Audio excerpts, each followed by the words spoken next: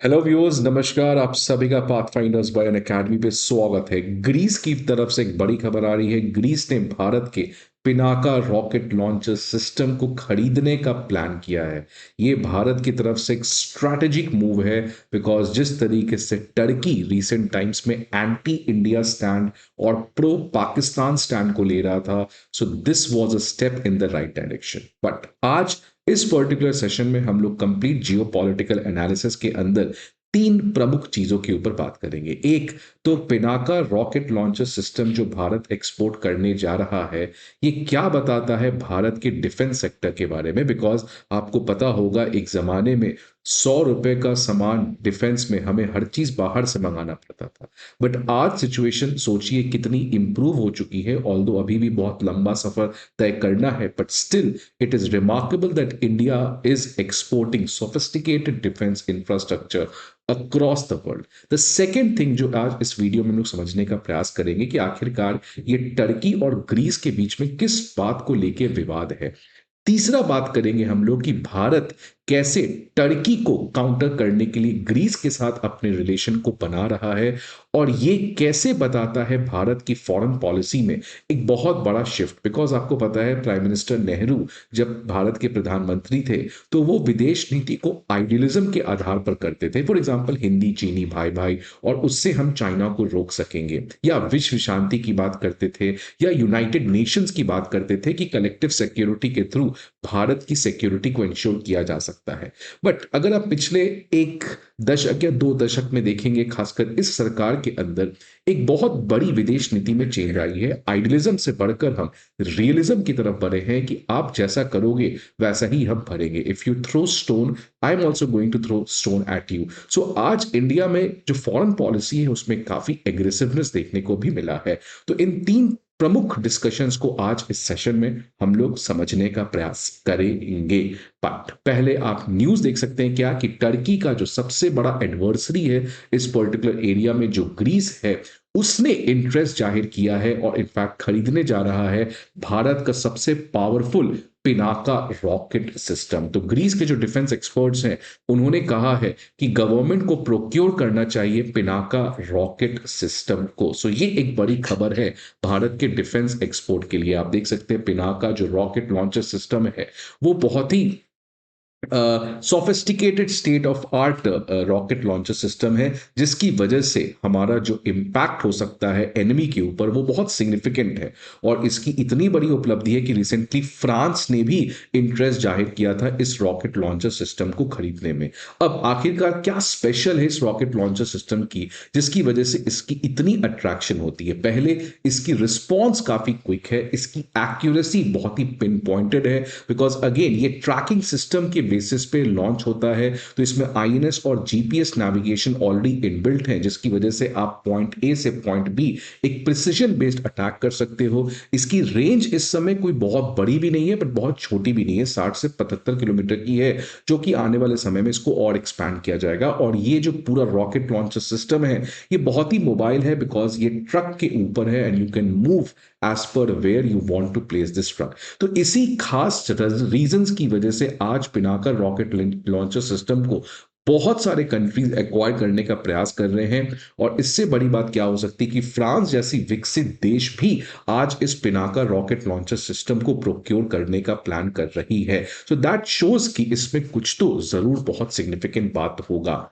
लेकिन इस Pinaka rocket launcher system को अगर हम छोड़ भी थे, तो भारत के अगर हम डिफेंस प्रोडक्शन की बात करें, तो अगर आप लास्ट ईयर की डेटा देखेंगे तो it is around 1.27 lakh crore. Let me again tell you, 1.27 lakh crore एक जमाने में लगभग ये ना के बराबर था। तो अगर एक सेक्टर जो बहुत तेज रेट से बढ़ रहा है वो है हमारा डिफेंस सेक्टर, और इस समय लगभग हम 90 कंट्री से अधिक कंट्री को अपने डिफेंस एक्सपोर्ट भी कर रहे हैं। अगर लास्ट ईयर का डेटा देखा जाए, इस फाइनेंशियल ईयर का, सॉरी, तो इस फाइनेंशियल ईयर में हमारा जो टोटल डिफेंस एक्सपोर्ट होने की प्रोबेबिलिटी है वो लगभग 21,000 करोड़ है, जो पिछले साल के मुकाबले 33% ज्यादा है। तो ये देख सकते हैं कि किस तरीके से भारत डिफेंस सेक्टर में एक बहुत बड़ा प्लेयर बनते हुए नजर आ रहा है। और अगर आप डिफेंस शेयर्स देखेंगे, Bharat electronics, Hindustan aeronautics limited, उन सभी के शेयर्स मार्केट काफी ज्यादा बढ़े भी हुए हैं। तो भारत जो है वो अब फाइनली इस डिफेंस के जर्नी में काफी आगे बढ़ते हुए प्रयास कर रहा है। अब समझेंगे आखिरकार ये पूरा ग्रीस टर्की का मुद्दा क्या है और भारत यहां पे कैसे अपने फॉरेन पॉलिसी को एग्जीक्यूट कर रहा है। बट आगे बढ़ने के पहले आप सभी के लिए एक चीज मैं बता दूं कि ऑल्दो हमारा डिफेंस सेक्टर तो बहुत बड़ा है, लेकिन एक चीज जहां पे भारत अभी भी कम खेल रहा है या भारत की अभी भी बहुत बड़ी कमजोरी है, वो है डिफेंस सेक्टर में अभी तक प्राइवेट सेक्टर की जो पार्टिसिपेशन है वो बहुत ही कम है। और इसी बात को recently air chief marshal AP Singh ji ने भी कहा था कि जब तक भारत सरकार अपने डिफेंस प्रोडक्शन के लिए एचएएल पे डिपेंडेंट रहेगी, तब तक हम लोग कभी भी डिफेंस सेक्टर में आत्मनिर्भरता अचीव नहीं कर पाएंगे। बिकॉज आपको पता है अमेरिका की जितनी भी डिफेंस कंपनी वो सब प्राइवेट सेक्टर है, लॉकहीड मार्टिन, बोइंग। इसलिए भारत को भी आने वाले समय में डिफेंस सेक्टर में खासकर प्राइवेट सेक्टर के पार्टिसिपेशन को बढ़ाना पड़ेगा, नहीं तो हम लोग एक हद तक ही बढ़ पाएंगे। अब समझेंगे हम लोग इन सभी चीजों को आज इस सेशन में डिटेल एनालिसिस के तहत। बट आगे बढ़ने के पहले आप सभी स्टूडेंट्स के लिए बहुत ही इंपॉर्टेंट इंफॉर्मेशन कि अनअकैडमी आईएएस आप सभी के लिए कुछ इंपॉर्टेंट पीडीएफ लेके आया है। अगर आपको ये नहीं पता कि क्या सिलेबस है क्या सिलेबस नहीं है, उसके लिए आपको प्रीवियस ईयर क्वेश्चंस का अध्ययन करना बहुत जरूरी है। साथ ही साथ आप अपने आप को इस डायनामिक वर्ल्ड में अपडेट कैसे रख सकते हैं उसके लिए करंट अफेयर मैगजीन, और आप अपने आप को कैसे एवेल्युएट कर सकते हैं इसके लिए प्रीलिम्स मॉक टेस्ट। ये तीनों पीडीएफ अपडेटेड कंसाइज हमारे तरफ से प्रोवाइड किए जा रहे हैं। And the best part is this PDFs are absolutely free of cost, so that आपके लिए कुछ बेसिक चीजें तो जरूर अफोर्डेबल होनी ही चाहिए। सो कहाँ मिलेंगे ये पीडीएफ्स आपको? हमारे डिस्क्रिप्शन बॉक्स पर जाइए, वहां पे एक लिंक मिलेगा, उस लिंक पर जाके आप इन सभी पीडीएफ्स को डाउनलोड कर सकते हैं। अब देखिए, ग्रीस और टर्की का बेसिकली जो विवाद है ये टेरिटोरियल डिस्प्यूट है, जैसे इंडिया पाकिस्तान का है या इनफैक्ट इंडिया नेपाल का है। तो ये टेरिटोरियल डिस्प्यूट में आप देख सकते हैं एगन सी की तरफ ये पर्टिकुलर विवाद चल रहा है। अगर टर्की की हम बात करें बाउंड्री के बारे में, तो टर्की का जो बाउंड्री है वो ग्रीस का जो बाउंड्री है वो इस तरीके है। इसकी वजह से क्या हो रहा है कि ये जो कुछ आइलैंड्स हैं जिनको टर्की कहता है कि ये हमारे आइलैंड्स हैं, लेकिन ग्रीस का कहना है कि ये हमारे आइलैंड्स हैं, तो इसकी वजह से ये दोनों के बीच में विवाद है। दूसरा, यहां पे अगर आप देखेंगे टर्की के साउथ में साइप्रस को लेके भी यहां पे बहुत ज्यादा विवाद है। बिकॉज साइप्रस में जो यहां के लोग हैं ये टर्की से अपने आप को ज्यादा क्लोज मानते हैं, और जो साइप्रस के साउथ में लोग हैं ये अपने आप को ग्रीस के काफी क्लोज मानते हैं। तो अगेन यहां पे भी काफी ज्यादा प्रॉब्लम्स देखने को मिलता है। और तीसरा रीजन यहां पे रिलीजन का भी है, एथनिसिटी का भी है। ग्रीस जो है वो प्राइमरली ऑर्थोडॉक्स क्रिश्चियनिटी से आता है, और टर्की का जो बहुमूल्य संख्या है वो है इस्लाम। तो टेरिटोरियल डिस्प्यूट, एथनिसिटी डिस्प्यूट, इन सभी चीजों की वजह से टर्की और ग्रीस के बीच में बहुत सिग्निफिकेंट टेंशन हमेशा से बना रहता है। अब देखिए टर्की क्या कर रहा है भारत के साथ। टर्की इंडिया के जो सबसे बड़े चैलेंजर हैं, या इनफैक्ट इंडिया को सबसे ज्यादा जो परेशान करने का काम करते हैं through terrorism and other things, Pakistan. तो टर्की जो है वो पाकिस्तान के साथ अपने रिलेशंस को काफी सिग्निफिकेंटली बढ़ा रहा है। इनफैक्ट अगर आप इस साल की न्यूज देखेंगे जनवरी महीने की, तो टर्की और पाकिस्तान आने वाले समय में जो कान फाइटर जेट है, जो फिफ्थ जनरेशन फाइटर जेट है, उसका को डेवलपमेंट भी करते हुए नजर आ रहे हैं। इसके अलावा आपको पता है इसी महीने टर्की के जो राष्ट्रपति हैं एर्डोगन, वो पाकिस्तान पहुंचे और एक रेड कारपेट विजिट उनके लिए हुआ। और जब वो पाकिस्तान पहुंचे, वहां पे प्राइम मिनिस्टर से मिले, शहबाज शरीफ से। तो अगेन आपको पता है कि एक कांस्टेंट मुद्दा, इन दोनों का एक कांस्टेंट प्रोपोगंडा, कश्मीर मुद्दे को लेके कैसे भारत को परेशान किया जाए, ये फिर से कंटिन्यू रहा। और इसी कॉन्टेक्स्ट में आज देख सकते हैं आप 21 फरवरी को भारत ने टर्की के इस पर्टिकुलर बयानबाजी के अगेंस्ट रिटेलिएट किया और कहा कि एर्डोगन को कश्मीर मुद्दे से बाहर निकलना चाहिए। दुनिया में बहुत चीजें हो रही हैं, कब तक आप कश्मीर के ऊपर प्रोपेगेंडा फैला के लोगों को भटकाने का काम करोगे। तो भारत ने आज ही देखिए टर्की के अगेंस्ट इस तरीके से रिटेलिएशन किया। अब टर्की जो है रिसेंटली आपको पता है कि अमेरिका का जो ऑफर है इंडिया के प्रति F-35 फाइटर जेट बेचने का, उसके प्रति भी नाराजगी जाहिर टर्की ने किया था।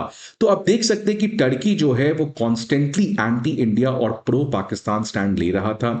अभी तक इंडिया जो है है वो टर्की के साथ सोचा कि बातचीत करके बनाया जा सकता है, या पेशेंस का अप्रोच हम टर्की के साथ खेल सकते हैं। लेकिन अगर 2023 के बाद से आप देखिएगा तो भारत को अब समझ में आ चुका है कि जिस तरीके से टर्की भारत के सिक्योरिटी इंटरेस्ट के साथ खेल रहा है, तो हम भी उसी बयान में, हम भी उसी तरीके से टर्की के लिए भी परेशानी क्रिएट करेंगे। और अब भारत अपना ग्रीस के साथ रिलेशन बढ़ा रहा है। इनफैक्ट देखिए 2023 में प्रधानमंत्री का एक हिस्टोरिक विजिट ग्रीस में हुआ। वहां पे उनको जो ग्रीस का सबसे हाईएस्ट अवार्ड है उससे उनको नवाजा गया। इनफैक्ट दोनों की रिलेशनशिप में एक सिग्निफिकेंट जंप देखने को मिला टू स्ट्रेटेजिक पार्टनरशिप, और कहा गया जो ट्रेड है उसको हम डबल करेंगे बाय 2030। और इसी के बीच में आप देख सकते हैं 19 फरवरी का ये न्यूज है, एक बहुत बड़ा ऐलान भारत ने कर दिया है कि ग्रीस को वो अब पिनाका रॉकेट लॉन्चर सिस्टम भेजेगा। तो इससे ग्रीस का जो डेटरेंस है टर्की के अगेंस्ट बहुत ज्यादा स्ट्रांग होगा। ऑब्वियसली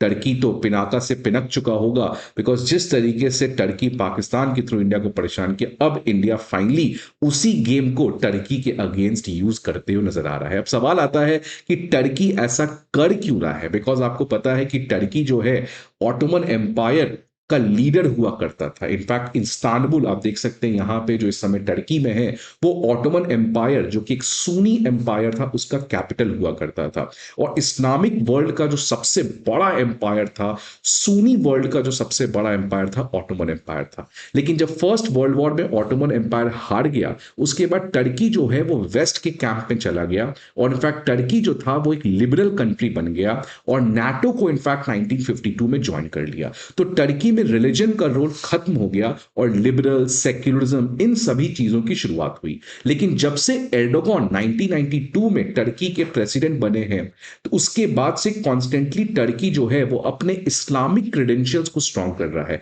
इनफैक्ट टर्की चाहता है कि कैसे वो इस्लामिक वर्ल्ड में एक सिग्निफिकेंट रोल प्ले कर सके। इसलिए आप देखिए चर्च को मॉस्क में कन्वर्ट कर रहा है। तो टर्की अपना पुराना जो ग्लोरी है ऑटोमन एम्पायर का उसको रिस्टोर करने का प्रयास कर रहा है। बिकॉज इस समय अगर आप देखा जाए इस्लामिक वर्ल्ड के प्राइमरली दो लीडर हैं, सुन्नी वर्ल्ड के सऊदी अरेबिया और शिया वर्ल्ड के ईरान हो गया।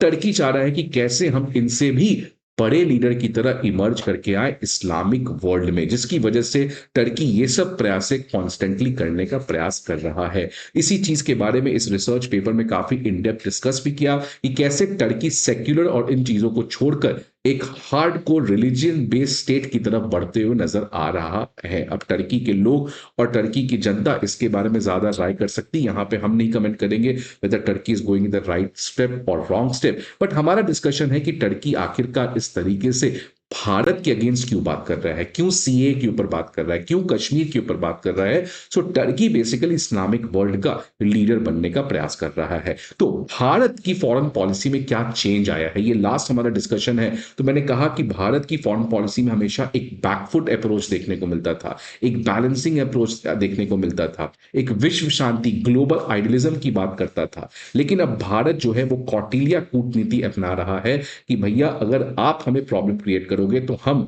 आपके अगेंस्ट वही चीज करेंगे। और देखिए इनफैक्ट टर्की को हमने ब्रिक्स मेंबरशिप से भी ब्लॉक किया, ऑल्दो इंडिया इसको क्लियरली मानता नहीं है, बट बहुत लोग का कहना है कि इसमें एक क्लियर रीजन है कि भारत जो है वो टर्की के ब्रिक्स मेंबरशिप में एक बहुत बड़ा बाधा डाला था।